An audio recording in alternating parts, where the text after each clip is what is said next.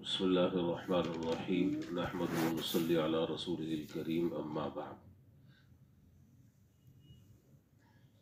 نماز کے آداب کا بیان چل رہا ہے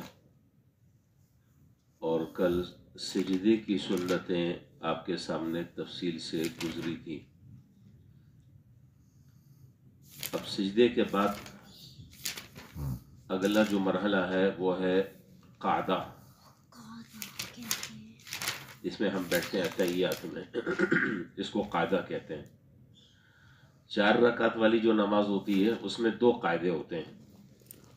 پہلا جو قاعدہ ہوتا ہے اس کو قاعدہ اولا کہتے ہیں، اور دوسرا اور آخری جو قاعدہ ہوتا ہے اس کو قاعدہ ثانیہ کہتے ہیں۔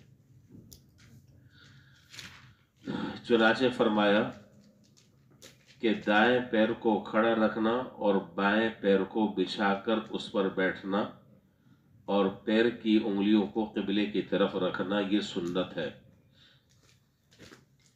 اگر تو کسی آدمی کو کوئی عذر نہیں ہے، بعض لوگ موٹاپے کی وجہ سے یا کسی عذر کی وجہ سے سیدھا پاؤں جب رکھتے ہیں تو اس کی انگلیاں قبلے کی طرف نہیں رکھ پاتے ہیں کسی عذر کی وجہ سے، تو ان کے لیے گنجائش ہے، اور جو رکھ سکے اسے رکھنا چاہیے، اس کا اہتمام کرنا چاہیے۔ اور اگر عادت نہیں ہے تو اس کی عادت ڈالنی چاہیے۔ شروع میں ذرا سی تکلیف تو ہوگی، لیکن بعد میں وہ تکلیف عادت میں بدل جائے گی اور وہ قاعدہ سنت کے مطابق ہو جائے گا۔ اس لیے بتکلف اس کا اہتمام کرنا چاہیے کہ سیدھا پیر جب ہم کھڑا کرتے ہیں تو اس کی انگلیاں جو ہے وہ قبلے کی طرف ہوں۔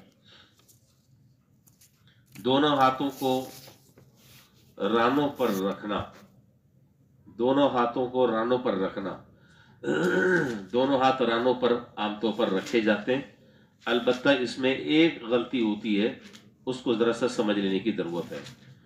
مختلف احادیث سے یہ بات ثابت ہے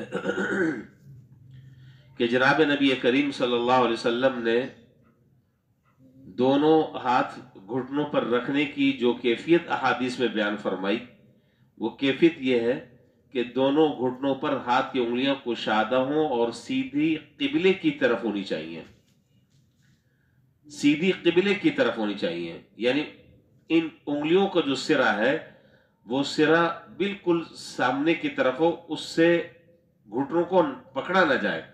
اور ظاہر ہے کہ جب آپ گھٹنوں کو پکڑیں گے تو انگلیاں جو ہے وہ اس کا سرا قبلے کی طرف نہیں ہوگا، وہ جھک جائیں گی نیچے کی طرف۔ پتہ نہیں میں بات آپ کو صحیح سمجھا پا رہا ہوں کہ نہیں۔ انگلیاں جو ہے وہ سیدھی ہونی چاہیے قبلے کی طرف، اور یہ اس وقت ہوں گی جب آپ ران پر گھٹنے سے تھوڑا سا پیچھے ہاتھ رکھیں گے انگلیاں کھول کر، اور اگر آپ آگے رکھیں گے تو رخ اس کا جو ہے وہ نیچے کی طرف ہوگا، وہ رخ قبلے کی طرف نہیں ہوگا۔ تو جو مسنون طریقہ ہے وہ طریقہ یہ ہے کہ انگلیاں کشادہ ہوں۔ کشادے کا مطلب یہ ہے کہ بہت زیادہ نہ کھولنی ہے اور نہ بہت زیادہ ملانی ہے، ایک نارمل حالت میں جس طریقے سے انگلیاں ہوتی ہیں اس طریقے سے کر کر ان کو سیدھا قبلے کی جانب کرنا چاہیے، اور انگلیوں کو سے گھٹنوں کو نہ پکڑا جائے، منع ہے۔ اچھا جی،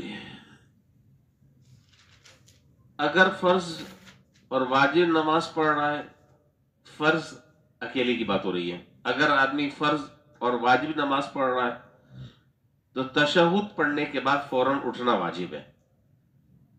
اس میں تاخیر ہو جائے گی تو گویا کہ واجب کا ترک لازم آئے گا، اور جب واجب کا ترک لازم آئے گا تو سیدھا سہو سے اس کی تلافی ہوگی۔ اس لیے اگر 4 رکعت ہے تو 2 رکعت میں التشہد یعنی التحیات پڑھنے کے بعد فوراً تیسری رکعت کے لیے کھڑا ہو جانا چاہیے، تیسری رکعت کے لیے اٹھ جانا چاہیے، اور تاخیر نہیں کرنی چاہیے۔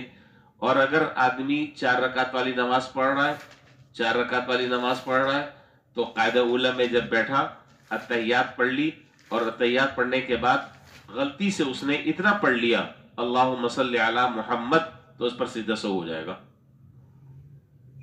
اس پر سیدھا سہو ہو جائے گا، فوراً اٹھنا ہے۔ البتہ اگر آدمی سنت کی نیت باندھا ہوا ہے، سنت کی نماز پڑھ رہا ہے یا نفل نماز پڑھ رہا ہے اور 4 رکعت پڑھ رہا ہے، تو بہتر طریقہ علماء کہتے ہیں کہ یہی ہے، اور بہتر طریقہ یہی ہے کہ قاعدہ اولا میں التحیات پڑھ لینے کے بعد جو ہے وہ درود شریف بھی پڑھ لے، پھر تیسری رکعت کے لیے کھڑا ہو جائے. لیکن یہ گنجائش فرض اور سنتوں میں ہے، فرض میں نہیں ہے. فرض میں نہیں ہے. فرض میں اگر آپ نے اللہم صلی علی محمد تک بھی پڑھ لیا تو سیدھا سہو کرنا ہوگا، اور نماز میں تاخیر کی وجہ سے ایک واجب چھوٹ گیا. لیکن اگر نفل نماز پڑھ رہا ہے تو نماز کے قاعدہ اولا کے بعد درود شریف دعا پڑھ کر تیسری رکعت کے لیے کھڑا ہونا درست ہے. اس سے کوئی سجدہ سہو لازم نہیں آتا. اچھا جی، اس کے بعد تشہد میں اشہد ان لا الہ الا اللہ پر شہادت کی انگلی کو اٹھانا اور الا اللہ پر جھکانا. آپ کو پتا ہے کہ جب ہم قاعدے میں بیٹھتے ہیں تو اشہد اللہ پر ہم ہاتھ کا حلقہ بناتے ہیں انگلیوں سے. اب وہ حلقہ آپ کو پتا ہے کس طرح، 3 طریقے احادیث میں اس سلسلے میں آئے ہیں کس طریقے سے یہ حلقہ بنایا جائے گا. حلقہ بنا کر اشہد اللہ پر انگلی کھڑی کرنی ہے اور الا اللہ پر نیچے انگلی جھکانی ہے. اور یہ جو حلقہ بنا ہے یہ نماز کے آخر تک کے حلقہ اسی طریقے سے بنا رہے گا، ہاتھ کھولنا نہیں ہے. یہ حلقہ جو آپ نے بنایا ہے یہ حلقہ نماز کے آخر تک اسی طرح بنا رہے گا. سلام پھرنے کے بعد پھر آپ پہلی حالت پر آ جائیں. یہ کیا ہے راز اس میں نیت یہ کرنی چاہیے، توحید کی نیت کرنی چاہیے کہ میں اللہ وحدہ لا شریک کی وحدانیت کا اقرار کرتا ہوں، اس کے سوا کوئی معبود نہیں، اور میں گواہی دیتا ہوں اللہ الہ الا اللہ، اللہ تعالیٰ کے سوا کوئی معبود نہیں، وہی معبود برحق ہے. لہذا اس میں توحید کی نیت کرنی چاہیے. اچھا جی، یہ بات بھی ہو گئی.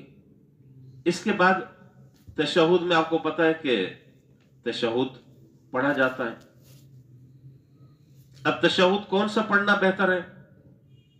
تشہد کون سا پڑھنا بہتر ہے؟ ہم جو نماز میں تشہد پڑھتے ہیں وہ ہے تشہد حضرت عبداللہ ابن مسعود رضی اللہ تعالیٰ عنہ کا. حضرت عائشہ رضی اللہ تعالیٰ عنہ کا جو تشہد کے الفاظ ہیں، اصل میں تشہد کے جو صیغے ہیں وہ الگ الگ ہیں. حضرت عبداللہ ابن مسعود رضی اللہ تعالیٰ عنہ سے جو تشہد کے صیغے ہیں وہ وہی ہیں جو ہم نمازیں پڑھتے ہیں، جس کو امام ابو حنیفہ رحمۃ اللہ علیہ نے تمام احادیث کو سامنے رکھ کر اس کو ترجیح دی ہے. اب یہ شور بھی ہو رہا ہے، اب پھر